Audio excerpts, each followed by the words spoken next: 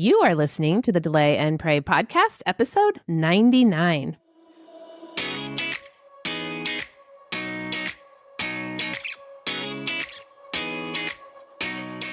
Welcome to the Delay and Pray podcast, where certified Catholic and weight loss coach Beth Bubick teaches you how to permanently lose weight through spiritual fasting.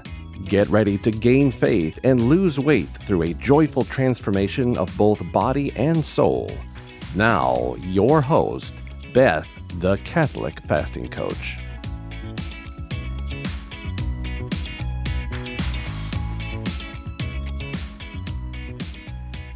Oh my goodness, I am just one episode off 100 episodes actually in the books, which is crazy. And that will be next week. But before that, we have episode 99, and this is going to be so much fun. I have a wonderful guest on the show today. She is an amazing alumni of the Delay and Pray group coaching experience, and I feel like I've known her my whole life because she is just so sweet. And she was the very first person to sign up for the course in January of this year. But even before then, she was emailing me about her progress with fasting and praying and letting me know that this was a real light in her life. And at that time, she was just listening to the podcasts and reading the newsletters and getting some results. Wow. Imagine that. That is amazing. But she wanted more. She was looking for a community. She was looking for support. So she signed up in January of this year. That is one huge key to the program, everyone. As you know, it's so fun and it's so much better to join this community and journey with each other in support, because there's a lot of other women who are experiencing the same problems that you are, and we are all in need of solutions. And those solutions are found in every little niche of the program, including the Catholic coaching aspect of Delay and Pray. So you get material, you get coaching, you get community, you get friends, and the thought model. These are all things that are available to you. But the most important thing is community. And we really need each other when we step into fasting. And Kathy did just that. Kathy began with gusto. She showed up, had the courage to get coached, and she lost 18 pounds. And I'm going to let her tell you her story, because it's all about losing weight and gaining faith at the same time. And let me remind you, losing weight is not just about vanity. It's about health and getting that precious body and soul into shape so that you can live out the mission that God has given to you. And Kathy has done just this. So let me introduce this star client of mine. Kathy is a cradle Catholic who has been married to her husband, Tony, for 31 years. She has 3 grown sons. 2 are married, and they were married in the church, and 1 is single. And you know, she's praying for him to find a nice Catholic girl, of course. And best of all, she became a grandma to a sweet little baby girl last November. Kathy literally Googled me a year ago and came to enroll in the course because she wanted to be all in with the Delay and Pray program and to find a Catholic community that had similar goals. She's going to tell you all about it right now. So please welcome Kathy Gonzalez. Thanks, Beth. Thanks so much for having me here. Thank you for being a guest on the show today. This is so much fun. Well, Kathy, we have a lot to share, but one of the greatest things was that you were the first client to make t-shirts with Nunc Cepi on them and these little 1-decade rosaries for your family. They were so cute. In fact, you posted them on the private Facebook group and everybody wanted to buy one. So what made you do that? Well, when I started your program or on my own, one of the things for me was important was listening to those podcasts. Like I was trying to devour everything I could get my hands on. And this is before your book, Delay and Pray, came out. So if I had had that, so I was listening to your podcast, and the one you had was on Nunc Cepi really spoke to me. And it was almost time for Lent, and Lent happened to fall on Valentine's Day, which is odd timing. And Valentine's, you're thinking eating chocolate and stuff. And I'm like, how can I make this special for each of my kids? And so my Valentine to them was writing them a handwritten note and telling them how what's great about our faith is this Nunc Cepi approach that no matter how many times you fall, you pick yourself up and you begin again. Yes.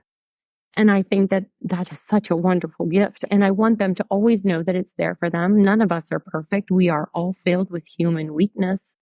And here we are going into the Lenten season. And so I had a friend of mine, I designed a shirt for them that said Nunc Cepi with a cross in the corner. I wrote them each a handwritten note and made them a decade of the rosary with beading, which I found through Delay and Pray too. I was looking for a peaceful pastime. And so I gave them to each of them for Valentine's Day. And it's been interesting. At first, I didn't know if they love my gift or thought what, but now I'm like, I see them wearing their shirts so often, and I think they heard it. And I think they like that message.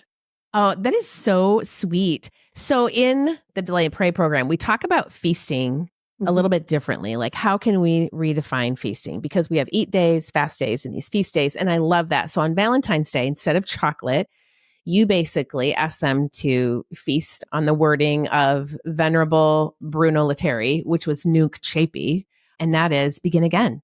Begin again with gentle repentance. And he says, no matter if it's 1,000 times a day, begin again. So unlike dieting, there's no, I'll start tomorrow. It is no, I'm starting now. I'm putting on that backpack of resilience and I'm starting right now. I may have fallen, but I'm starting right now, even though it's 3:01. Yes, exactly. And in Delay and Pray, it doesn't mean you become all of a sudden this perfect person who just does everything right. There are days that are harder and there are days that seem like it's easy to do. But I think that gentle repentance and beginning again, and let's say my weakness is food, I use that weakness to lean into my faith and it strengthens me. So I don't see it as much of a crutch anymore. I see it as a way that I can gain strength personally in my faith. And I've seen it spread and it's amazing. Oh, I love that. So let's start all the way at the beginning. We always talk in there about how most of us have a history of dieting. I mean, I don't think there's one woman in our course who has said, no, I've never dieted in my life. We've tried everything. And you said that that was your history. You had a long history of dieting. So tell us a little bit about this and how this is different. Okay, so I became a lifetime Weight Watcher in 1991. I watched my mom be a Weight Watcher when I was growing up. And so I had a long history of dieting since I graduated from college. And I would say that I had success in the sense that I was able to get to my lifetime goal. And I kind of always would ebb and flow through there through having kids and stuff like that. But in the past 10 to 15 years, I did something during Lent, which was to give up flour and sugar. And that giving up flour and sugar and adding in prayer brought me this sense of peace. And I really started to look forward to the Lenten season. But in 2023, after doing this for so many years, I thought, gosh, I'm a little nervous about Easter coming. I'm like, I don't want it to be like this. Easter is like our most celebrated holy holiday. And so I thought, what can I do in my life to get that peace that I feel during Lent? And so I started looking. I'm like, I'm going to search. I'm going to find something, and I don't remember. At first, I tried a secular fasting program and I learned a little bit about how the fasting works. And it was educational, but it didn't bring me that peace. So I kept Googling, and this is in August of 2023. And I come across Beth Bubick, the Catholic fasting coach. And I'm like, what is this? I'm like, okay, this starts ringing, bells are going off. And so, I dived into anything that you had to offer. I read your blog. I listened to every podcast that I could get my hands on. And like I said, this is before your book. And I thought the day after Labor Day, I'm going to start this. I'm going to give up flour, sugar, and alcohol, except on the days after Mass. And then I could have a drink if I so choose. And I did that on my own, and I could feel a change in me just in doing that. Those foods that most control me are the flours and the sugars, things like that become more compulsory. And so this program spoke to me, and my life started changing very quickly from that point. Oh, yeah.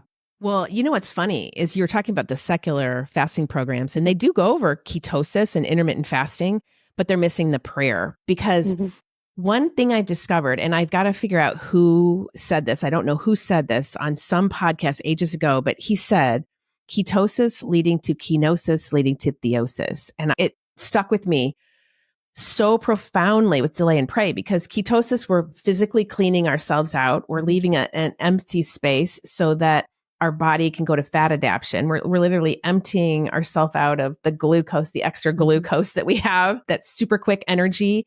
But yet, if it's not burned, it stores as fat, also stores as inflammation on our body, makes us tired, sick sometimes, all the bad things, right? But if we go into ketosis for a while, then we are cleaned out, which leads us to this kenosis, which is this divine filling of God, which leads us to theosis, which is where we become God. Like that's saints. That's where we're in the unitive way. That's not where we are God. That is the way we become like God, is what I meant. We become like God. And so, yeah, so that's what they're missing. They got the ketosis, but then when we're emptying ourselves, what do we fill it with? The true food, the true drink, which is Jesus Christ.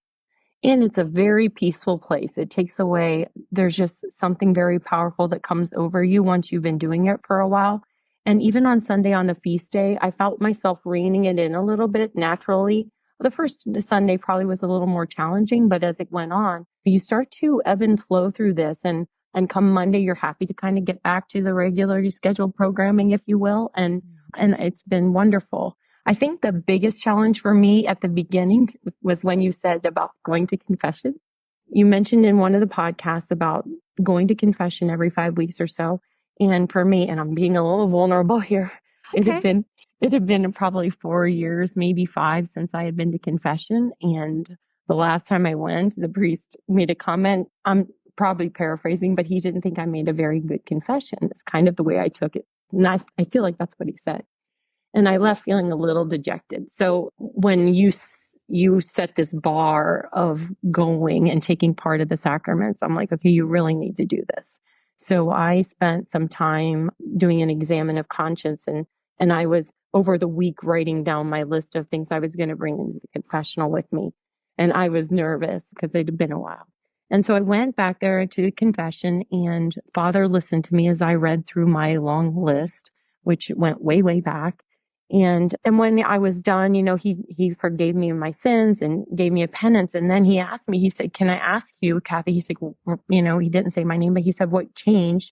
And I said, "Well, I started this spiritual fasting program called Delay and Pray, and my life is changing." And he just listened and was just really encouraging. And he thought I was on the right track. And so since then, I've gone every 5 weeks. I said, well, put it on my calendar. And right now that's my schedule. And Oh, I love that. Yes, because when we're going into ketosis and then we're sugar burning on the weekends, so we're doing that metabolic flexibility. When we are in the ketosis and we do want to fill ourselves with grace, the best way to do that is through mass, adoration, and confession. So we're filling ourselves with grace, and that gives you the peace, that gives you the strength to keep going. So this is why we want to get back to Monday, because we're like, okay, Nook Chapey, like I'm just going to even get better. So that is very, very beautiful. And also, you'd had some stomach issues, you said. yes, And that had some healing as well, right?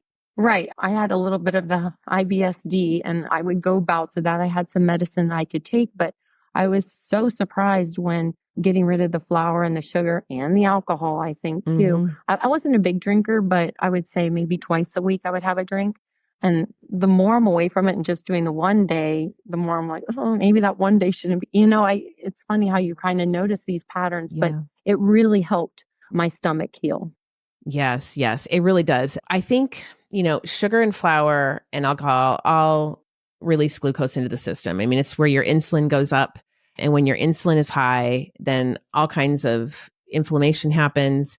And also, we know that we get hungrier because our leptin is blocked. And it's hard to stop eating sometimes, right? Because the ghrelin, it just never ceases. That increases, which tells us we're hungry. These are these hunger hormones that don't work when we have a lot of sugar in our system. So I love that you learned that so quickly.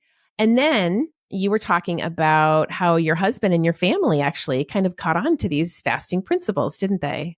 Yes, they did. And it was a very gradual change, but they started to see the difference in me. And I think that taking note of what I'm doing, I like to see that they're paying attention in the sense that my husband even joined me in going to adoration. I remember one time we were driving down to see my son, and I just said, "Hey, does anybody want to go to mass?" And within a couple seconds, I had a yes from everybody, and they're all at mass with me. And this is just one person making a change in the household, that my praying and my fasting impacted 5 other people, now 6 other people, adding my daughter-in-law. So I love that.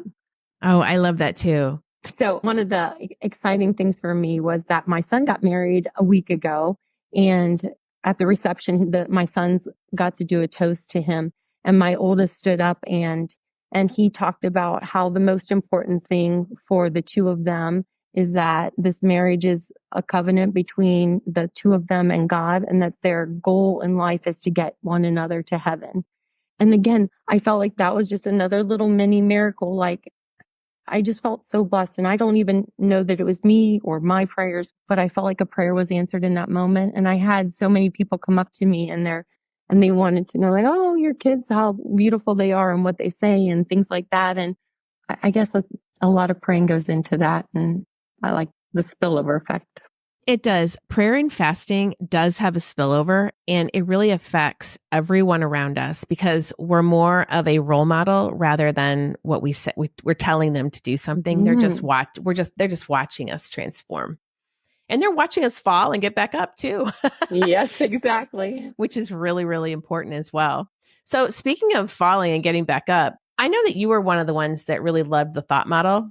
And you would talk about like the possible intellect and the passive intellect, and that you would kind of pause for a second. And you thought the whole idea of thoughts was very interesting. Oh, Beth, yes. So doing Delay and Pray on my own was good. But then when I joined Delay and Pray and I got your workbook and things like that, all of a sudden you mentioned about how many thoughts you have during the day. And I started to pay attention to how often we have these little thoughts that go through our head, not all of them good. And so often I would be reactive. And I realized through the work that I did with Delay and Pray and reading your book and having to sit down and look at my thoughts at the end of the day, that I was so often going to the passive intellect, just quick gut punch feelings, reactions. And Delay and Pray has also taught me to take a step back and slow down a little bit and not to act and to put those things through the thought model. And you say to us, how do you want to show up to others? And how do you want to show up in the world? And I didn't want to be a short-tempered or quick, snappy, the way I might typically react. I wanted to slow down and think about, how do I want to show up to my son? And so, like, I had moments where my son was struggling in college, and part of me wanted to just say, you need to just get back to it and do this. But instead, I took a step back. I actually wrote it down through the thought model, and I thought, how do I want to show up to him? Yes. And that is one of the challenges you give your participants. You teach them how to slow down, how to think, and put it through the thought model before just reacting, so that you can control or let God show you how you want to show up in the world. Take our weaknesses and make them strengths. Yes. And that thought model is amazing. I learned it at the Life Coach School in Metanoia Catholic, and it's really Thomistic.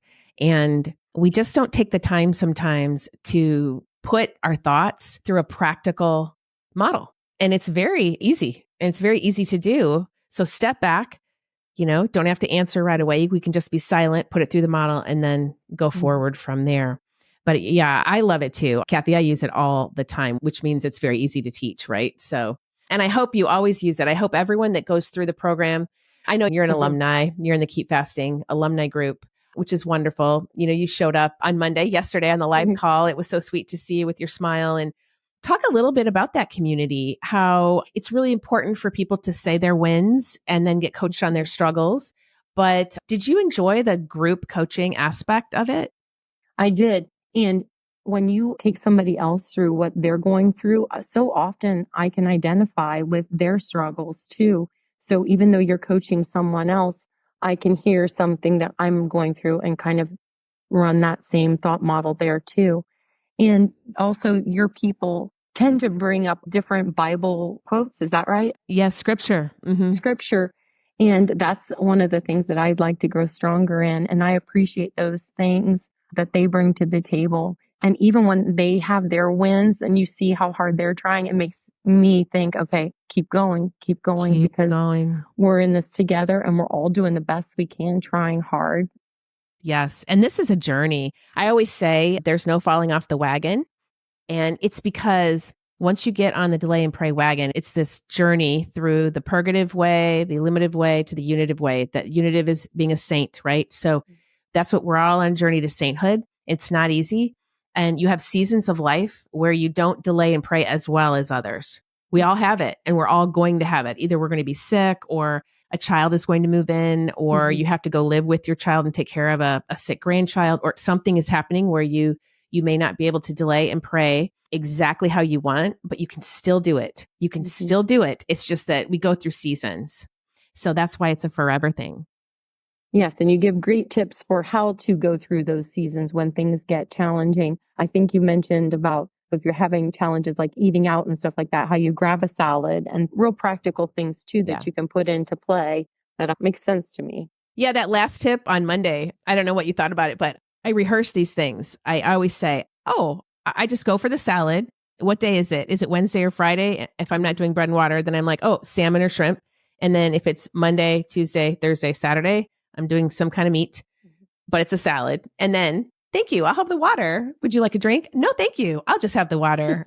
I just rehearse it so that I don't get a Diet Coke, that I don't get a drink. I can totally get a drink if it's Saturday night or Sunday, but I just kind of rehearse that the water is the first thing that's rolling off of my tongue, as well as the salad. No brainer. I'm there for whoever I'm eating out with, to talk to them, to enjoy their company. And guess what? Every time that I get a salad, normally, it's usually delicious. You start to crave real foods. You do. You kind of like, as if you've been doing this for a while, you gravitate towards those.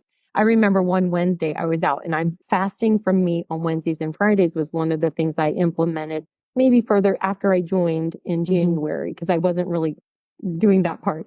So we went out to dinner and we grabbed food to bring to my son's house, and I opened up the bag and my vegetarian rice was not vegetarian at all. And I had gotten a little salad and this vegetarian, which wasn't vegetarian meal. And so normally this would have thrown me off and I would have been like a little reactive. But instead I thought, you know what, Kathy, this is where you sacrifice. And so I just said, oh, well, it's okay. You keep that and you have that for whenever you guys are hungry. Put that in your refrigerator. And I ate my salad happily. And before, I don't think I would have done that. But what I did is I just leaned into offering that sacrifice up for something greater, and just kind of suffering in silence because I wasn't happy about it, but I could be happy in this way. Yes. I think what it does is it kind of shifts food over to the side a little bit. I like to say my goal is to make my food small and my life big. You just did that. You did that by sacrificing for the people that you were with, praying for them, sacrificing that rice and just eating the salad. You literally just made your life really big in that moment. And if everybody did that, if everyone did that, we would not have the wars we're in. We wouldn't have the cultural problems that we're having. None of it. We would literally have peace. We really would. Yeah, the Blessed Mother is asking us to fast. Now, the best fast is bread and water, but not everybody's called to bread and water, to be honest. And so that's kind of the end game. But in the meantime, we detach from food by detaching from sugar and flour and alcohol, because those are the addictive things. Don't you agree? Oh, definitely. Sugar. I really sometimes think sugar is the devil, because it just calls you to have more and more and more. Yeah. And I kind of made a rule for myself that if I want to have a dessert or something, that I have it outside my house instead of bringing it into my house, because I feel like... So smart. Yeah. It's like, I don't need that sitting there tempting me all the time. So I can go out, I can enjoy it in that moment. And then when I get home, I still have my peaceful, beautiful space. I did the same thing. I've been doing this for years, and we do not have sweets in our house. We just don't.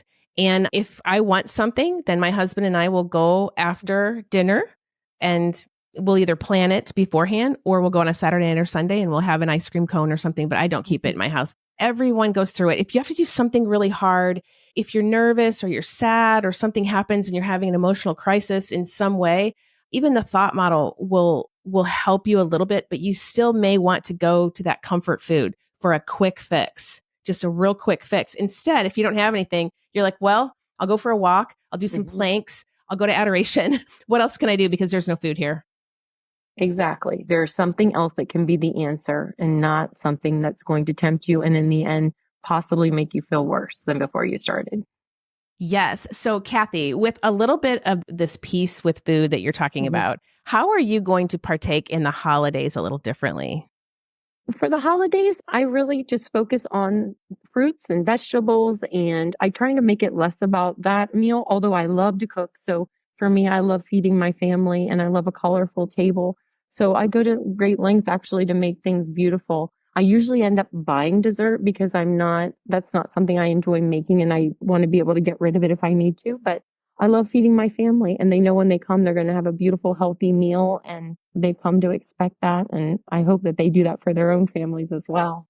Oh my gosh, I love that. I know that you're kind of new to this, but what I have learned is that when I'm cooking, I always have a variety of salads. Like at Thanksgiving, I have turkey. I've got these amazing carrots. I have a real green bean casserole without the cream of mushroom soup. Mm-hmm. I've got all these things, and it's so healthy. Now, I don't do the bread, so I can make some spelt bread that I normally use for like a fasting or Sunday, but I will make some of that. But I'll usually let other people bring the bread. But there's one thing that I want everybody tip for the holidays. It's making pumpkin pie crustless, okay? You can put a little sugar in it, or you can put stevia, or like a small combination. You can try to use coconut organic sugar. There's a little taste to that. But anyway, you kind of try out your pumpkin pies, see how low sugar you can get it, and then take the Pillsbury crust, or if you like to make homemade crust, take that and lay it out on a sheet, and take a pizza cutter, put it in strips, like 6-inch strips, and bake it, and put like the cinnamon sugar on it. And then you do the pumpkin pie. You serve it in little bowls with real whipped cream, and you let other people, if they want the crust, you stick it in the little pumpkin bowls. How fun is that? That sounds awesome. Well, I did it because I was doing crustless pumpkin pie, and they were like, "Mom, it is Thanksgiving. How could you dare?"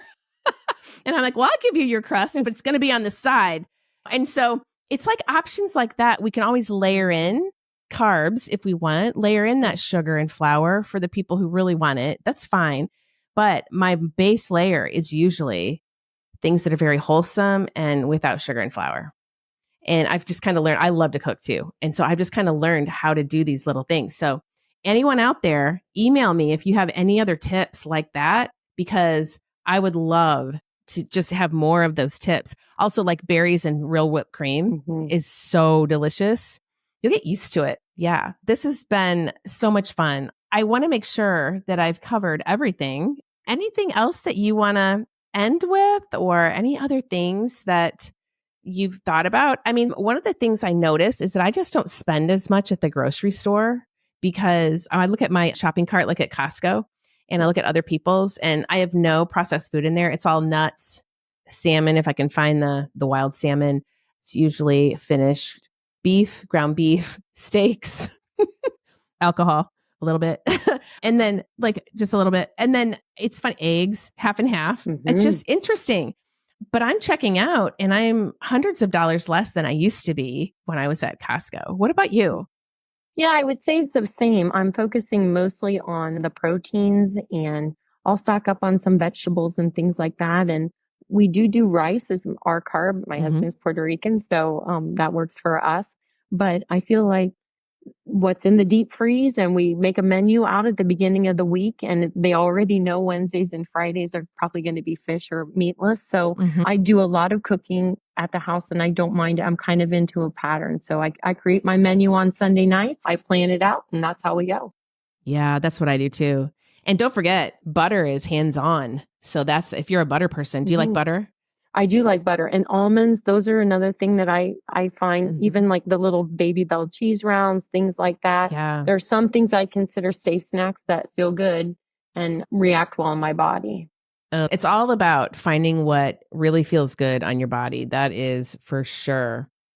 Another tip, bitchin' sauce. I hate the name of it, but have you ever, I wish they'd change the name of it, but, and also the container is really thin. I wish they would just stiffen that up too, but I just put it into a glass container at home. But have you ever had that with vegetables dipped in? Yes, celery is very good with that. And that they sell that at Costco too. Yes. And you also gave us another tip, your cucumbers with sea salt. I mean, hello. I told my mom, I called my mom, I'm like, gotta try this. It's actually really good. Cucumbers and sea salt in my lunchbox. So when I break my fast, that's one of the first things I like to have.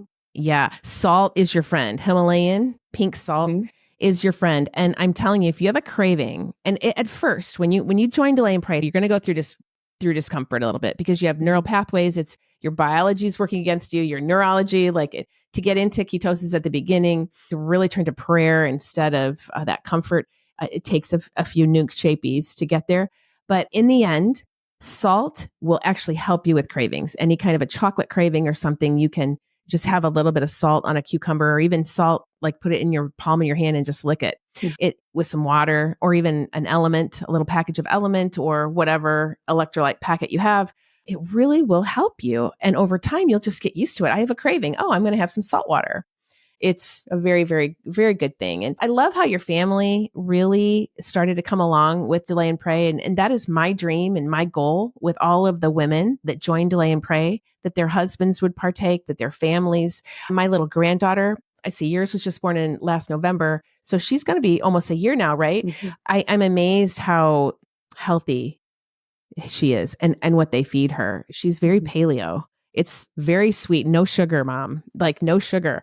And I'm so proud of them. And some people might say that's terrible, but babies don't need sugar, refined sugar. And why give them something to have to fight later on down the road? I think that it's better to use it very sparsely. Yes. And I'm not going to demand it or anything, but I just think it's sweet that my daughter just picked that up and she's decided not to give her baby any sugar. Like, I mean, she has a little sugar, of course. I mean, every once in a while, but just on a daily basis, not really.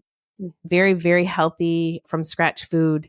And I love it. And I think this is going to make the world a better place, more healthy in both body and soul for our families. Definitely working its magic over here. So I think I'm so glad that I found you in a lovely Google search and came to Delay and Pray.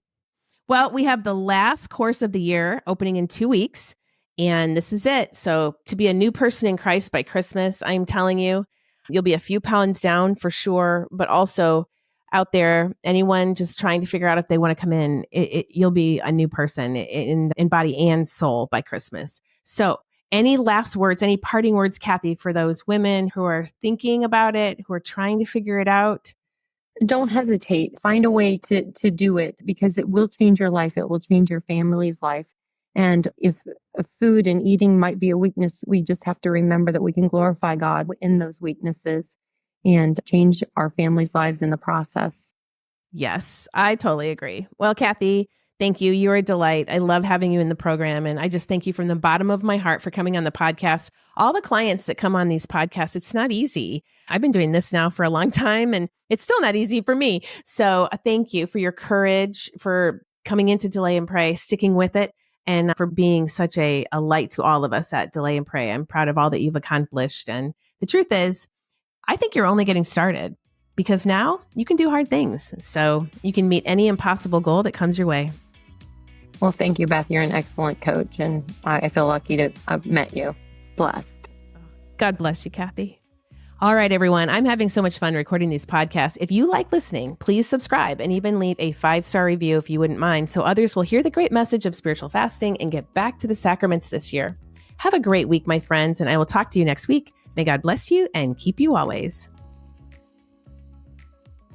If you are interested in learning more about spiritual fasting and permanent weight loss, then come join my course, Delay and Pray, a guided course for weight loss through spiritual fasting. You won't go through it alone either. I will be there to coach you every step of the way. This is a group coaching program where you are part of an amazing community of like-minded Catholics who have the same goal as you, to bring about miracles while losing that weight permanently through spiritual fasting. Your purchase includes an online course detailing what spiritual fasting is, how to do it, and all the tools you need to get you the results you're longing for. Head over to my website right now at thecatholicfastingcoach.com and get the details on how to join. And don't forget to follow me on Instagram, Facebook, Pinterest, and LinkedIn to always get the latest daily information to help you keep fasting, my friends. Can't wait to see you in there. May God bless you and keep you always.